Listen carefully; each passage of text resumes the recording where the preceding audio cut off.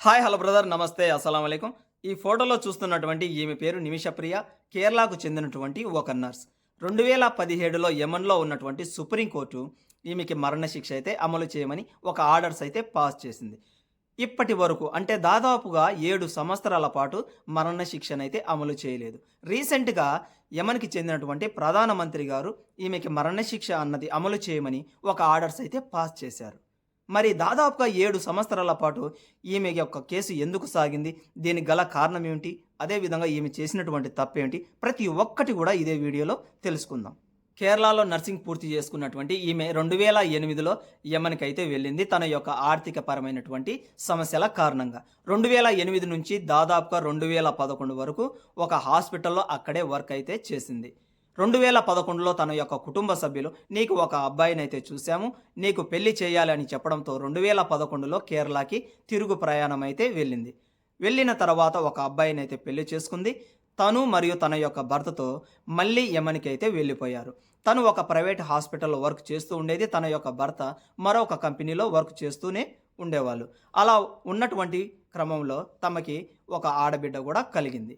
అలా ఆడబిడ్డ కలిగిన తర్వాత తన యొక్క భర్త చేసినటువంటి అతి పెద్ద తప్పు ఏమిటంటే ఆమెని అక్కడే ఉంచేసి నేను పాపని తీసుకొని ఇండియాకైతే వెళుతూ ఉన్నాను. నువ్వు కంపెనీ ఎక్కడైతే వర్క్ చేస్తూ ఉన్నావో ఆ హాస్పిటల్ యొక్క యజమానితో మాట్లాడి నీకు రావాల్సినటువంటి డబ్బులు అదేవిధంగా పాస్పోర్ట్ తీసుకొని రామని చెప్పేసి తను ఇండియాకైతే వెళ్ళిపోయాడు. ఇదే అతను చేసినటువంటి అతి పెద్ద తప్పు. తన భర్త ఇండియాకు వెళ్ళిన తర్వాత హాస్పిటల్ యొక్క యజమానిని కలిసి తనకు రావాల్సినటువంటి డబ్బులు మరియు పాస్పోర్ట్ కూడా అడిగింది ఆమె. అయినప్పటికీ అతనైతే ఇవ్వడానికి నిరాకరించాడు. ఇదేంటి డబ్బుల వరకు ఓకే, మరి పాస్పోర్ట్ మరి అతని దగ్గర ఎందుకు ఉన్నది అంటే ఇక్కడ మరొక ట్విస్ట్ అయితే ఉంది. ఎప్పుడైతే తన భర్త ఇండియాకు వెళ్ళిపోయాడో అకామా యొక్క టైం అయిపోవడంతో అకామా కూడా రినీవల్ చేసుకోలేనటువంటి పరిస్థితిలోకి ఈమె నెట్టబడింది. ఇక్కడ అకామా అంటే ఎవరైనా కానీ గల్ఫ్లో ఉండాలి అనుకున్నప్పుడు వాళ్ళకు ఇచ్చేటటువంటి పర్మిషన్నే అకామా అని అంటారు. డబ్బులు లేకపోవడంతో ఆమె ఏమి చేసిందంటే కనుక తనకు తెలిసినటువంటి ఒక వ్యక్తి, అతని పేరు వచ్చేసి మెహదీ, సాయం అయితే అడిగింది. అతను ఒక సలహా అయితే ఇచ్చాడు. మీ కుటుంబ సభ్యులలో ఎవరైనా గానీ, మీ భర్త గానీ లేదంటే గనక మీ కుటుంబ సభ్యులను అడిగి కొద్దిగా డబ్బులైతే అరేంజ్ చేసుకో. కేరళ నుంచి నీకు ఒక చిన్నపాటి క్లినిక్‌ని అయితే ఓపెన్ చేసి ఇస్తాను అని. యెమెన్‌లో ఉన్నటువంటి ఒక రూలు, ఎవరైనా గానీ పక్క దేశాలకు చెందినటువంటి వాళ్ళు వారి సొంతంగా వారి పేరు మీదుగా ఏదైనా గానీ వ్యాపారాన్ని అయితే చేయలేరు. ఖచ్చితంగా లోకల్‌గా ఉన్నటువంటి వారి పేరు మీద మాత్రమే చేయగలరు.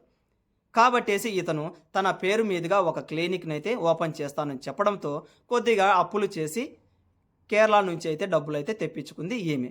అలా తెప్పించుకున్నటువంటి డబ్బులతో ఒక చిన్నపాటి క్లినిక్‌ను కూడా ఓపెన్ చేసింది. అలా క్లినిక్ ఓపెన్ చేసిన తర్వాత మంచిగా క్లినిక్ నడవడంతో మంచిగా ఆదాయాలు వచ్చాయి. అలా ఆదాయాలు వస్తున్నటువంటి క్రమంలో కన్నేసినటువంటి అతను ఏమి చేశాడంటే తను యొక్క అభిప్రాయాలు తెలుసుకోకుండా తన యొక్క ఎటువంటి పర్మిషన్ లేకుండా తన యొక్క భార్య అని చెబుతూ అక్కడ వస్తున్నటువంటి ఆదాయం మీద కన్ను వేసి డబ్బులు తినడం అయితే స్టార్ట్ చేశాడు. ఇది తెలుసుకున్నటువంటి ఆమె ప్రతిఘటించింది. ఇలా చేయడం అన్నది చాలా తప్పు. నా యొక్క డబ్బులు అదేవిధంగా పాస్పోర్ట్ ఇస్తే నేను ఇండియాకు వెళ్ళిపోతానని చెప్పడంతో ఆగ్రహించినటువంటి అతను తన మీదే రివర్స్‌లో కేసు అయితే పెట్టాడు. దాదాపుగా 10 రోజుల పాటు ఆమె జైలు శిక్ష కూడా అనుభవించింది. ఆ జైలు శిక్ష అనుభవిస్తున్నటువంటి క్రమంలో ఇంకొక అతనైతే ఒక చిన్నపాటి సలహా అయితే ఇచ్చాడు. నువ్వు అతన్ని ఎలాగైనా సరే మత్తులోకి వెళ్ళే విధంగా చూడు. అలా మత్తులో వెళ్ళిన తర్వాత వచ్చేసి నువ్వు నేను ఇద్దరం కలిసి వెళ్ళేసి నీకు రావాల్సినటువంటి డబ్బులు అదేవిధంగా పాస్పోర్ట్ తీసుకొని నిన్ను ఇండియాకి పంపిస్తాను అని చెప్పడంతో ఆమె ఒక చిన్నపాటి డోస్ అయితే ఇచ్చింది. అయినప్పటికీ కూడా తనకి మత్తు అయితే రాలేదు. దీనికి గల మెయిన్ కారణం ఆల్రెడీ అతను మత్తు పదార్థాలకి అలవాటు పడినటువంటి వ్యక్తి కాబట్టేసే. మళ్ళీ తను ఇంకొక సజెషన్ అయితే ఇచ్చాడు. కాస్త డోసు పెంచు, నిద్రపోయే విధంగా చూడు అని చెప్పేసి.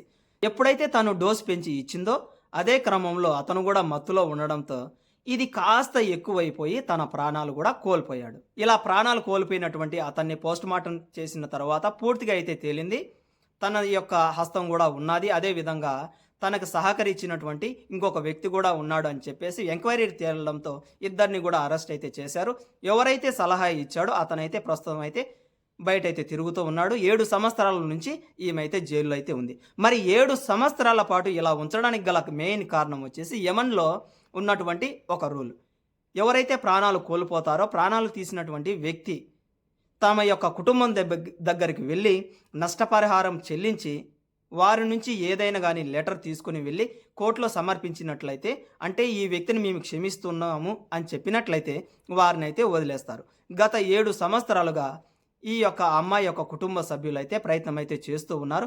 కాకపోతే ఇక్కడ నష్టపరిహారం అన్నది ఎక్కువగా అడిగారు కాబట్టేసే తను చెల్లించలేకపోతూ ఉన్నది అనేటటువంటి ఒక వార్త కూడా బయటికైతే వస్తుంది. మరి ఇలా జరుగుతున్నటువంటి క్రమంలో మరి మన భారత ప్రభుత్వం డబ్బులు చెల్లించవచ్చు కదా అని ఒక చిన్నపాటి అనుమానం అయితే ఇక్కడ కలుగుతుంది. కాకపోతే మన భారతదేశం ప్రభుత్వం కావచ్చు, లేదంటే కనుక కేరళ యొక్క ప్రభుత్వం బహుశా ఈమె డబ్బులు అరేంజ్ చేసుకోగలుగుతుంది అని అనుకొని కూడా ఉండి ఉండవచ్చు.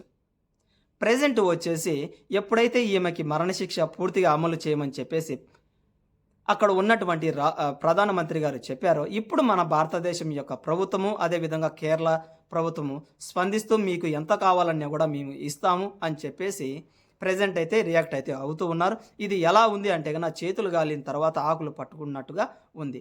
అయితే ఇక్కడ ఒక ట్విస్ట్ ఏంటో తెలుసా? ఎవరైతే ఇక్కడ బాధితురాలు ఉన్నారో ఆమె యొక్క తల్లి డైరెక్ట్గా మన భారతదేశానికి చెందినటువంటి సుప్రీంకోర్టుని అర్థించడంతో మన సుప్రీంకోర్టు చెప్పిన తర్వాతే మన యొక్క ప్రభుత్వాలు కూడా ముందుకైతే కదిలాయి.